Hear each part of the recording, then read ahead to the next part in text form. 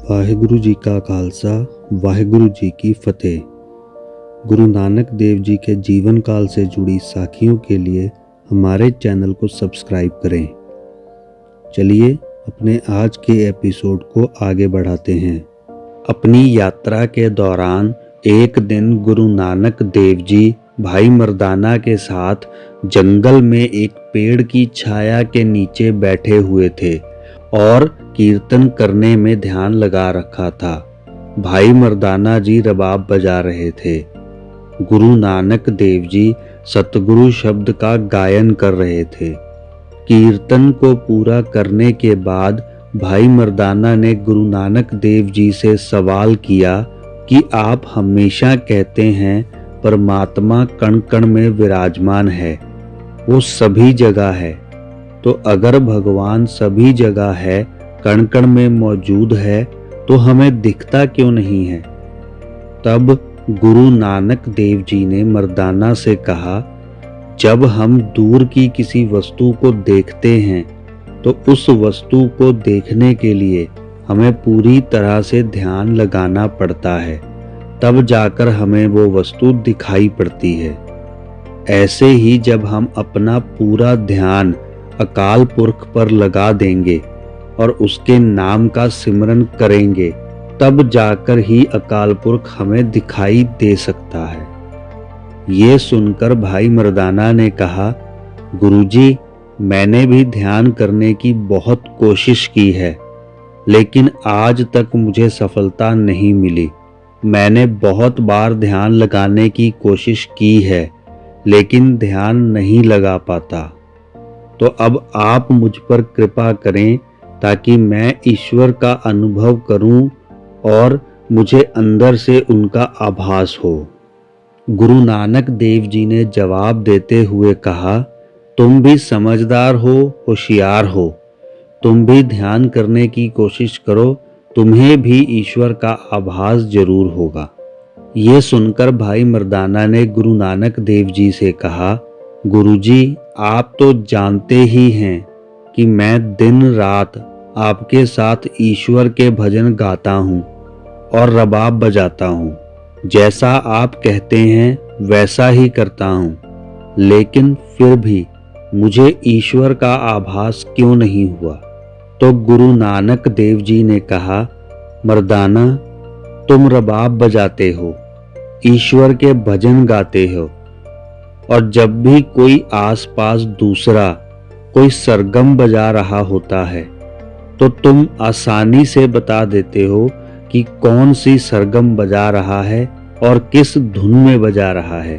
क्या तुम जानते हो कि तुम ऐसा क्यों कर पाते हो? भाई मर्दाना ने कहा, गुरुजी, ये तो मेरा अनुभव है, इसलिए मैं आसानी से ये बता सकता हूँ कि कौन सी सरगम कौन कब गा रहा है और कैसे गा रहा है। तब गुरु नानक देव जी कहने लगे, तुम ठीक कहते हो, तुम्हें पता है कि रबाब की कौन सी तार बजाने से कौन सी धुन निकलेगी, लेकिन जो तुम गले से गायन करते हो वो कैसे कर पाते हो?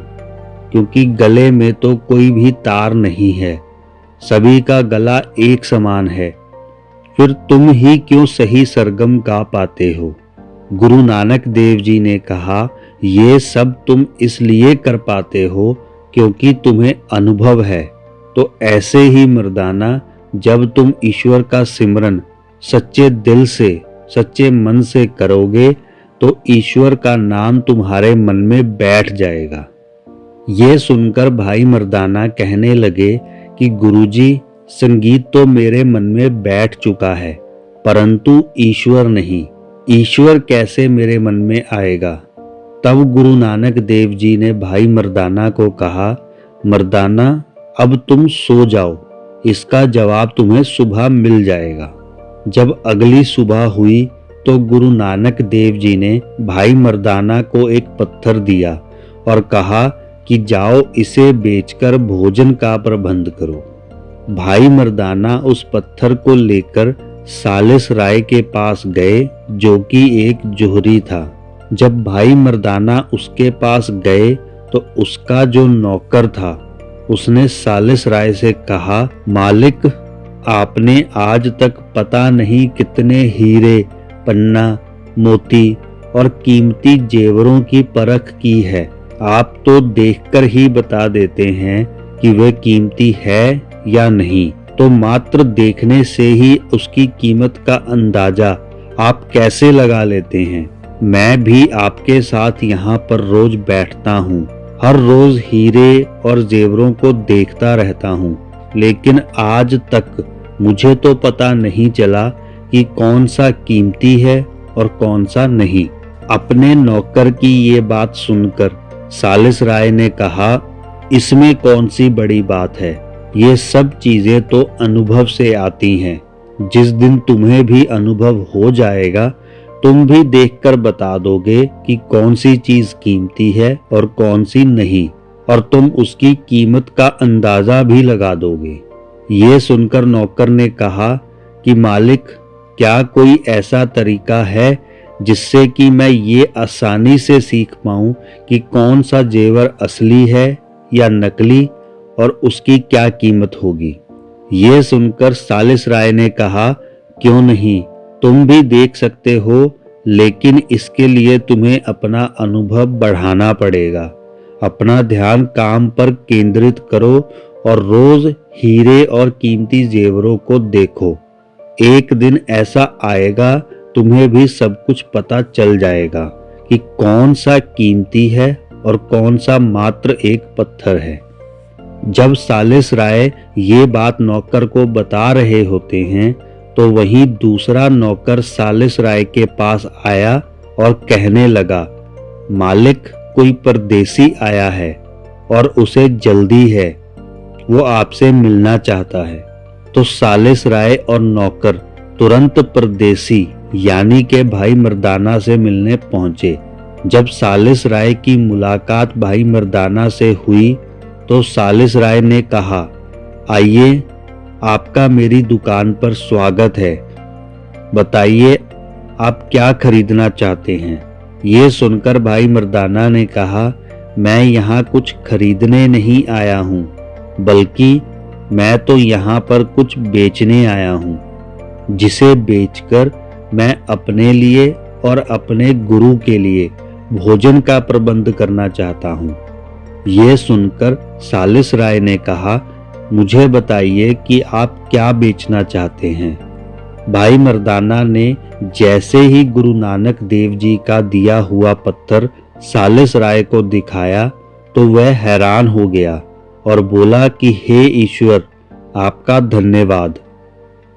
ये कहकर सालिस राय ने 100 रुपए भाई मर्दाना के आगे रख दिए और कहा, आप ये 100 रुपए रखिए और साथ ही अपना ये कीमती जेवर अपने साथ वापस ले जाइए।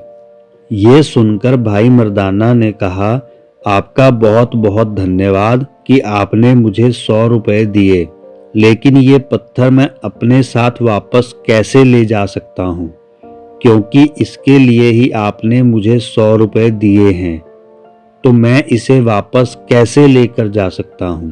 तब सालिस राय ने कहा, मैंने तुम्हें ये कीमत इस पत्थर की नहीं दी है, बल्कि मैंने तुम्हें इस चीज की कीमत दी है कि तुमने मुझे इतने कीमती पत्थर के दर्शन करवाए, और मुझे मेरे गुरु ने कहा था कि जब भी तुम्हें कोई ऐसी चीज दिखाई पड़े जिसका कोई मोल ना हो, तो उसे देखने का भी पैसा देना चाहिए।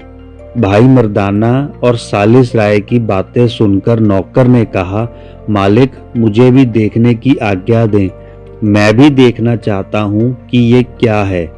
सालिस राय ने कहा कि ये लो, तुम भी देखो और इस कीमती जेवर की चमक को महसूस करो। उसे देखने के बाद नौकर ने कहा, मालिक, अब मुझे आभास हो गया है, अब मुझे अनुभव हो गया है, और मैं इस अनुभव के माध्यम से ये बता सकता हूँ कि कौन सा जेवर असली होता है और कौन सा नकली। वो कहने लगा, वाकई ही मैंने ऐसा कमाल का जेवर आज तक नहीं देखा।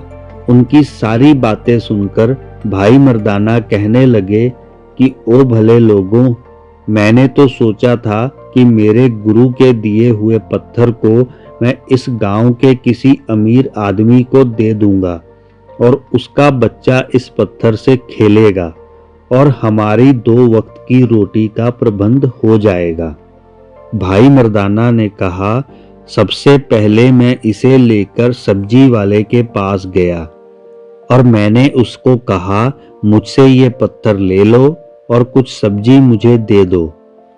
तो ये सुनकर सब्जी वाले ने कहा कि मैं इस पत्थर का क्या करूंगा, लेकिन कोई बात नहीं, आप मुझे ये पत्थर दे दो, इस पत्थर के साथ मेरे बच्चे खेल लेंगे, लेकिन इस पत्थर के बदले मैं आपको केवल एक मूली ही दे सकता हूँ। तो ये सुनकर भाई मर्दाना जी ने कहा कि ये तो बहुत कम कीमत होगी, हमें और सब्जी की जरूरत है। तो सब्जी वाले ने कहा, नहीं, मैं इससे अधिक नहीं दे सकता। उसके बाद मैं इस पत्थर को लेकर एक मिठाई वाले के पास गया और वहां जाकर मैंने उस मिठाई वाले को कहा, इस पत्थर के बदले मुझे कुछ मिठाई दे दो।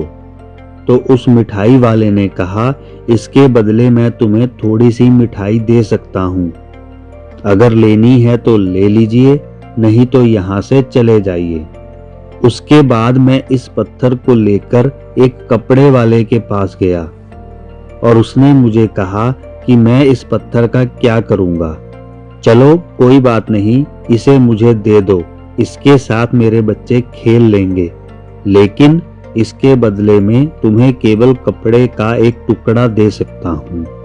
तो भाई मर्दाना जी ने कहा कि कपड़े का टुकड़ा मेरे किस काम का, मुझे तो इसके बदले पैसे चाहिए। तो ये सुनकर कपड़े वाले ने कहा, मैं तुम्हें इसके बदले पैसे नहीं दे सकता, अगर तुम कपड़ा लोगे तो ठीक है, नहीं तो यहाँ से चले जाइए।